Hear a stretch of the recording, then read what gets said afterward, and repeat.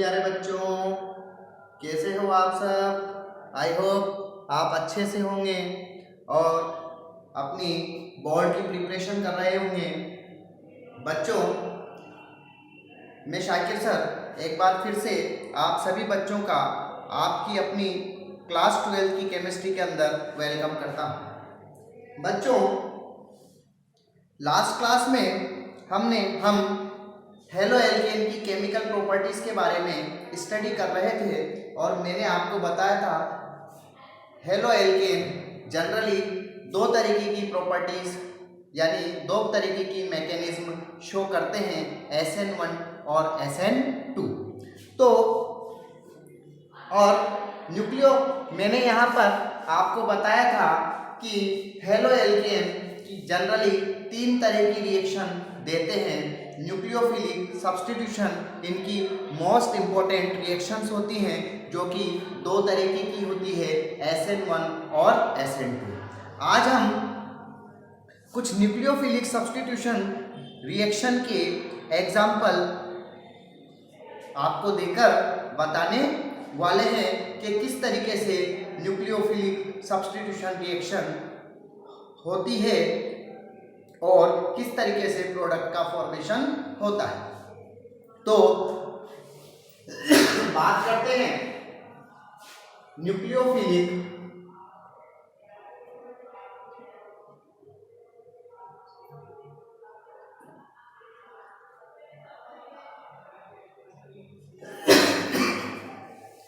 Substitution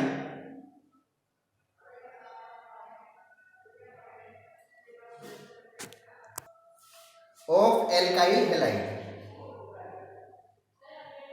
alkyl halide और halo alkane, जिन्हें हम RH से रिप्रेजेंट करते हैं।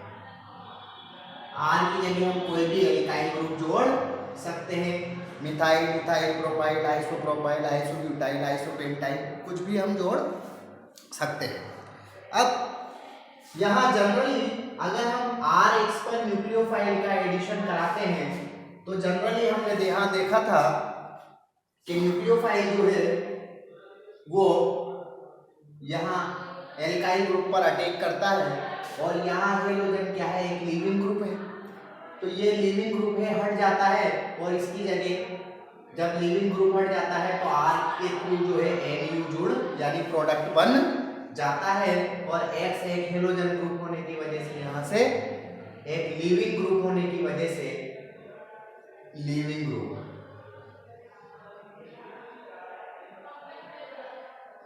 होने की वजह से यहाँ से निकल जाता है। हमने आपको बताया था कल क्लास में, लास्ट क्लास में हमने आपको बताया था कि न्यूक्लियोफाइल या तो फ्रंट से अटैक करता है तो SN1 कहलाता है और अगर बैक साइड से अटैक होता है तो SN2 मैकेनिज्म SN2 कहलाता है, यानी SN2 मैकेनिज्म के थ्रू रिएक्शन होती है। तो अभी हम न्यूक्लियोफाइल SN1 के थ्रू जुड़ा है या SN2 के थ्रू जुड़ा है, हम इसकी बात नहीं करते हैं। हम आज सिंपली इसकी न्यूक्लियोफिलिक सब्स्टिट्यूशन रिएक्शन पढ़ने वाले हैं।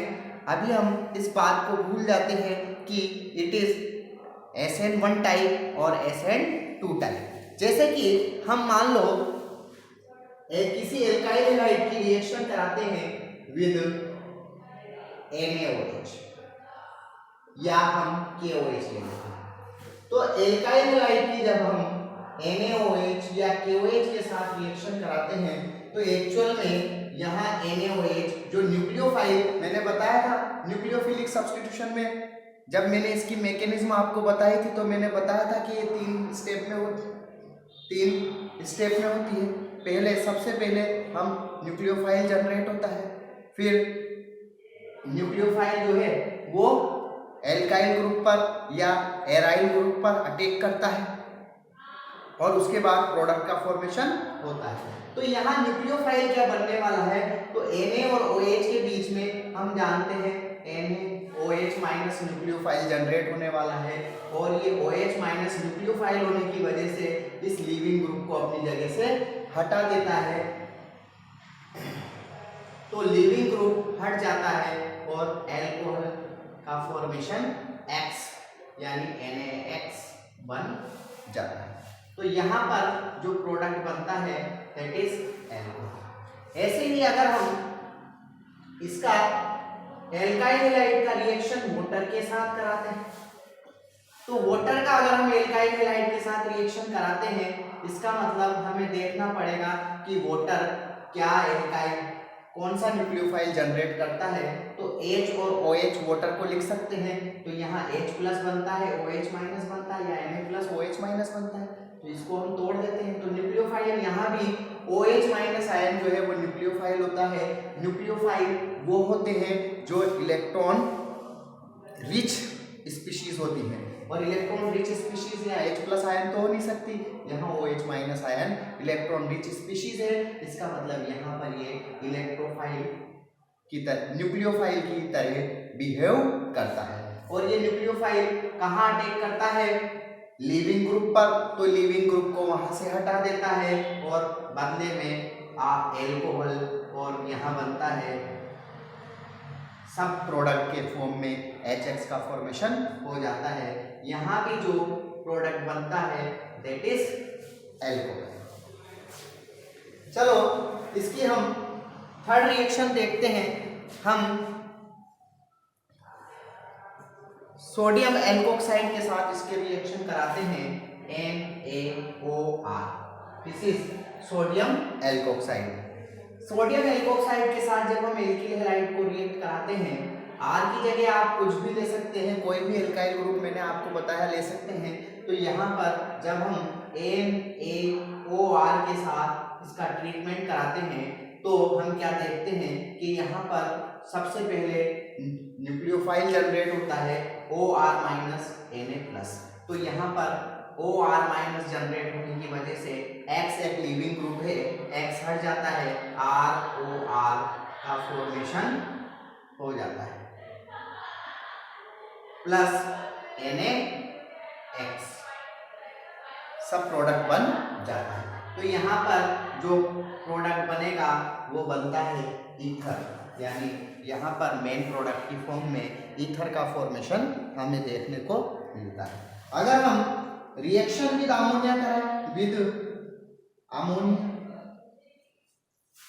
तो अमोनिया के साथ अगर हम एल्काइल हैलाइड का ट्रीटमेंट कराते हैं, यानी अमोनिया के साथ जब हम इसको हीट करते हैं, तो यहाँ पर इस तरीके से बॉन्ड टूटता है। ये बॉन्ड यहाँ पर ये प्लस बनाता है, ये माइनस बनाता है, तो यहाँ ये लीविंग ग्रुप निकल जाता है, RNH2 और प्लस HX, यानी प्राइमरी एमाइन का फॉर्मेशन हमें देखने को मिलता है। इसके अलावा हम कुछ और रिएक्शन इसकी देखते हैं।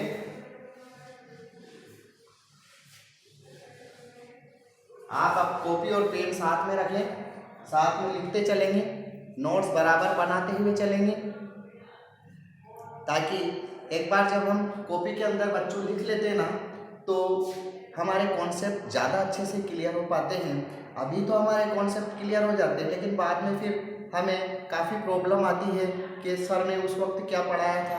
तो इसलिए मैं आपसे यही कहूँगा कि आप कॉपी और पेन साथ में लेकर बैठा करें, और जो मैं पढ़ा रहा हूँ इसको बराबर आप नोट कॉपी डाउन करते चलें। इस तरीके से आपके सारे के सारे नोट्स जो है वो कंप्लीट होते चले जाएंगे।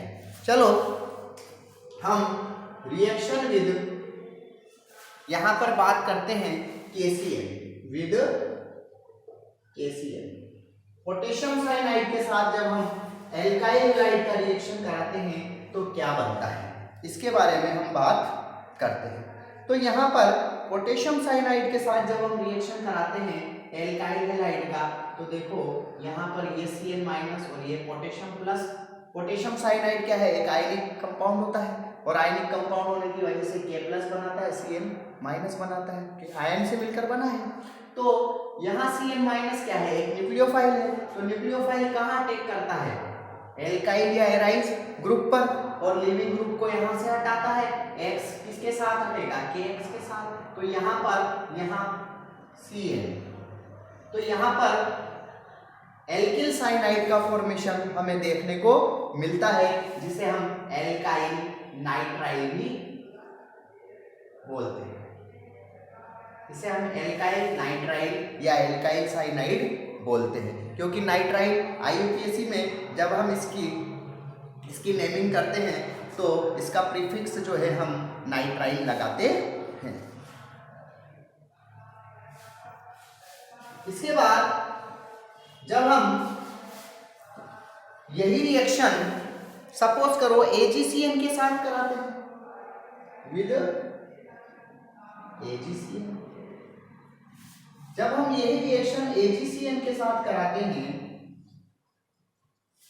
तो यहां जो प्रोडक्ट बनता है एक्चुअल में RNC बनता है प्लस AgX, जिसको हम बोलते हैं एल्किल आइसोसाइनाइड या एल्किल आइसोनाइट्राइल।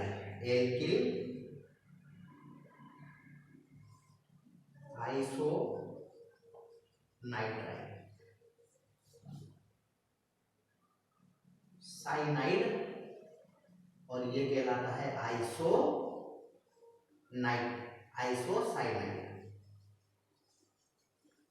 तो या तो एल्किल आइसोसाइनाइड बनता है या एल्किल साइनाइड बनता है।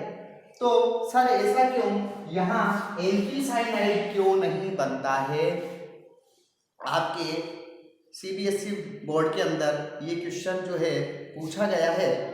तो यहाँ हम आपको बता दें एक्चुअल में यहाँ Ag+ और Cn- नहीं बनता है, क्योंकि AgCN जो है ये तो एक आयनिक कंपाउंड है, this is ionic compound, but AgCN जो है एक कोवलेंट कंपाउंड होता है, यानी इसके अंदर कोवलेंट नेचर पाया जाता है। और कोवलेंट नेचर होने की वजह से मैं आपको बता दूं कि ये जो Cn होता है हमारे पास, C ट्रिपल बॉन्ड N होता है, यहाँ इस नाइट्रोजन के पास भी एक लोन पेयर जो है वह अवेलेबल होता है। तो एक्चुअल में अब की बार जो है जब बॉन्ड जुड़ता है, जब एक हेलोजन यहां से निकलता है, यानी लीविंग ग्रुप जब यहां से निकलता है, तो लीविंग ग्रुप निकलने की वजह से यहां पर R+ बनता है, और R+ बनने की वजह से अब की बार ये R+ जो है इस नाइट्रोजन के थ्रू जुड़ता है, और नाइट्रोजन के थ्रू जुड़ने की वजह से RNC कंपाउंड बनता, NC बनता है, जैसे कि AgCN, और यहाँ AgX निकल जाता है। तो एक्चुअल में साइनाइड जो होता है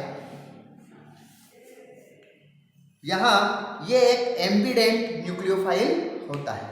तो Cn जो है, हम थोड़ा सा Cn के बारे में आपको बताने वाले हैं। This is ambient nucleophile, this is ambient nucleophile. Sir ambient nucleophile क्या होते हैं? तो बच्चों एम्बिडेंट न्यूक्लियोफाइल वो होते हैं जिनके पास 2 डोनर साइट होती हैं जुड़ने के लिए, यानी जिनके पास एक से ज्यादा डोनर साइट होती हैं जुड़ने के लिए। तो यहाँ पर एक्चुअल में अगर ये बॉन्ड यहाँ नाइट्रोजन के पास भी एक, इसकी अगर हम रेजोनेटिंग स्ट्रक्चर देखें, इसकी अगर हम रेजोनेटिंग स्ट्रक्चर देखें तो हम क्या देखते हैं,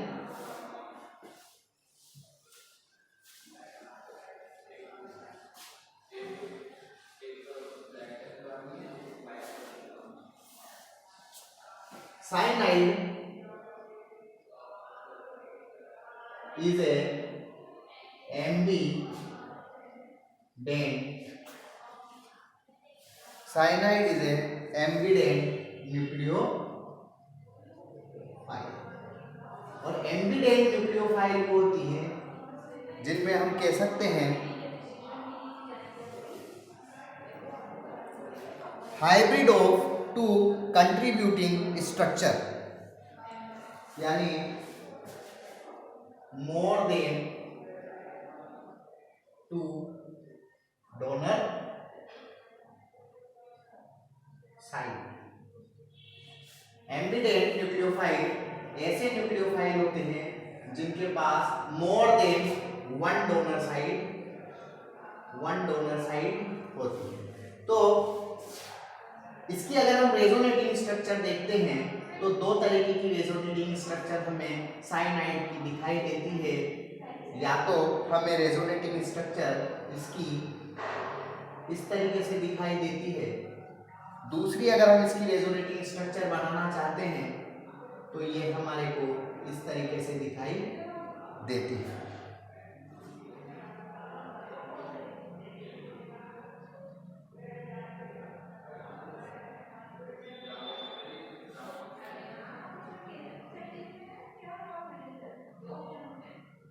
या हम इसको इसकी लोन पेयर भी दिखा, इसको ऐसे लोन पेयर के थ्रू भी दिखा सकते हैं। तो यहाँ आपको इसकी दो रेजोनेटिंग स्ट्रक्चर दिखाई देगी। यहाँ C पर माइनस चार्ज है और C पर माइनस चार्ज होने की वजह से इस कंडीशन के अंदर एक्चुअल में KCl के अंदर माइनस चार्ज C पर पाया जाता है। तो जब KCl एक आयनिक कंपाउंड होता है तो कार्बन के थ्रू जो है, यहाँ एल्काइल भी क्या है, कार्बन है, तो कार्बन के बीच में बॉन्ड बनता है और कार्बन के बीच में जो बॉन्ड बनता है ये इसकी स्ट्रेंथ थोड़ी ज़्यादा होती है, यानी ये बॉन्ड थोड़ा मजबूत होता है। इसी तरीके से बट AgCl मैंने बताया एक कोवलेंट कंपाउंड होता है, तो कोवलेंट कंपाउंड होने की वजह से यहाँ पर कार्बन से बॉन्ड नहीं बना पाता। कार्बन इस एल्काइल हैलाइड का जो कार्बन है वो इसके नाइट्रोजन के साथ बॉन्डिंग करता है और नाइट्रोजन के साथ बॉन्डिंग यानी ये वाली बॉन्डिंग होती है। और जब ये बॉन्डिंग होती है तो हमें यहाँ पर AgCl के साथ जब बॉन्डिंग होती है तो एक्चुअल में NC हम इसको लिखते हैं, माइनस चार्ज N पर होता है। तो न्यूक्लियोफाइल जो बनता है वो NC बनता है और NC बनने की वजह से एल्काइल ग्रुप से NC जुड़ने की वजह से इसे हम आइसोसाइनाइड नाम देते हैं। तो हमें यहाँ ये जानना कंपलसरी है कि जब हम एल्काइल हैलाइड की रिएक्शन पोटेशियम साइनाइड के साथ कराते हैं तो एल्किल साइनाइड जो है या एल्किल नाइट्राइल जो है वो मेन प्रोडक्ट बनता है, जबकि हम एल्किल हैलाइड की रिएक्शन AgCl के साथ कराते हैं, सिल्वर साइनाइड के साथ कराते हैं, तो हमारे पास हमें जो मेन प्रोडक्ट मिलता है वो एल्किल आइसोसाइनाइड या एल्किल आइसोनाइट्राइल मिलता है। ड्यू टू इसका रीज़न मैंने आपको बताया, क्योंकि पोटेशियम क्लोराइड जो है एक आयनिक कंपाउंड होता है, जबकि AgCl एक कोवलेंट कंपाउंड होता है और Cn के अंदर Cn एक एम्बिडेंट लिगेंड होता है जिसके अंदर दो डोनर साइड होती है, एक कार्बन के पास और एक नाइट्रोजन के पास। तो आयनिक कंपाउंड होने की वजह से KCl के साथ तो CC बॉन्ड बनता है, जबकि AgCl के साथ CN बॉन्ड यानी CN बॉन्ड का फॉर्मेशन होता है और ड्यू टू दिस रीजन यहाँ आइसोनाइट्राइल का फॉर्मेशन होता है। तो आई थिंक आपको ये कॉन्सेप्ट समझ आया होगा। इसके अलावा हम इसकी कुछ और रिएक्शन की बात करते हैं, जैसे कि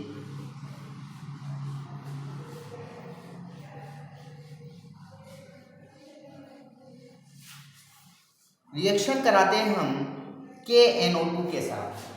इसी तरीके से हम यहाँ विद KNO2 और रिएक्शन कराते हैं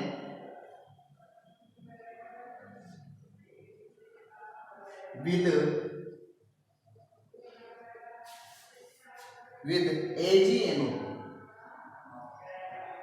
तो सेम रीजन यहाँ भी हमें देखने को मिलता है कि अगर हम नाइट्रो की बात करते हैं तो नाइट्रो ग्रुप भी एक एम्बिडेंट लिगेंड होता है और यहाँ भी इसकी दो रेजोनेटिंग स्ट्रक्चर बनती हैं। तो नाइट्रो ग्रुप की अगर हम जैसे कि हम नाइट्रो ग्रुप को इस तरीके से लिख सकते हैं N डबल बॉन्ड O और O minus.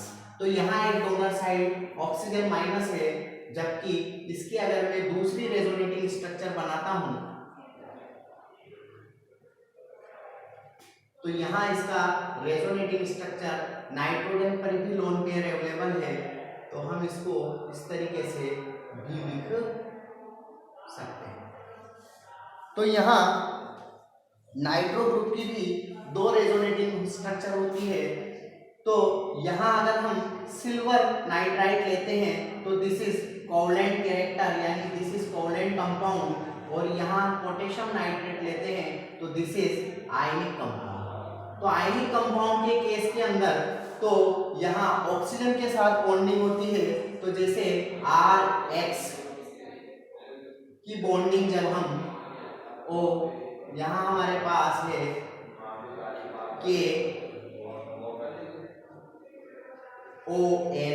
Double bond O, तो यहाँ माइनस है तो ये प्लस और ये माइनस, यहाँ पर जो न्यूक्लियोफाइल बनता है ये बनता है, तो यहाँ न्यूक्लियोफाइल का अटैक होता है और यहाँ अटैक होने की वजह से ये bond RON double bond O, यानी यहाँ पर हमें एल्काइल नाइट्राइल का फॉर्मेशन, यहाँ पर RONO यानी ऑक्सीजन के साथ कार्बन जुड़ता है तो एल्काइल नाइट्राइल बनता है। जबकि यही कंडीशन अगर हम RH प्लस अगर ये रेजोनेटिंग स्ट्रक्चर लेते हैं ONO को, तो यहां पर साथ में ले रहे हैं सिल्वर, तो यहां हम सिल्वर को इधर लिख देते हैं। तो यहां सिल्वर होने की वजह से अब की बार जो डोनेटिंग साइड है वो नाइट्रोजन देता है, और नाइट्रोजन डोनेटिंग साइड देने की वजह से नाइट्रोजन डोनेटिंग साइड होने की वजह से अब की बार यहाँ से ये लीविंग ग्रुप निकलता है और ये ग्रुप यहाँ जाकर जुड़ता है, तो यहाँ RN डबल बॉन्ड O, और इस तरीके से हमें कंपाउंड बनता हुआ दिखाई देता है। तो इसको बोलते हैं हम, चूंकि एल्काइल ग्रुप कार्बन यहाँ पर डायरेक्टली नाइट्रोजन से जुड़ा होता है, तो जब कार्बन डायरेक्टली नाइट्रोजन से जुड़ता है तो आइसोनाइट्राइल का फॉर्मेशन होता है, तो इसको बोलते हैं हम एल्काइल आइसोनाइट्राइल।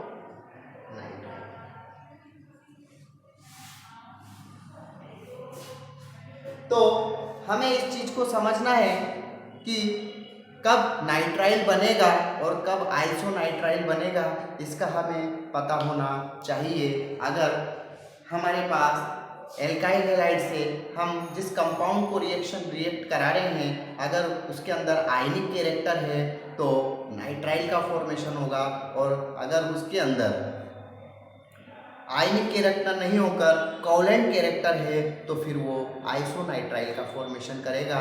यानी अब की बार नाइट्रोजन की जो डोनर साइड है वो एल्काइल ग्रुप के साथ जुड़ने वाली है, यानी न्यूक्लियोफाइल की तरह जो वर्क करने वाला है, क्योंकि न्यूक्लियोफाइल की तरह जो यहाँ पर जो वर्क करने वाला है वो आइसोनाइट्रो ग्रुप नहीं होकर वो आइसोनाइट्रो ग्रुप कहलाएगा।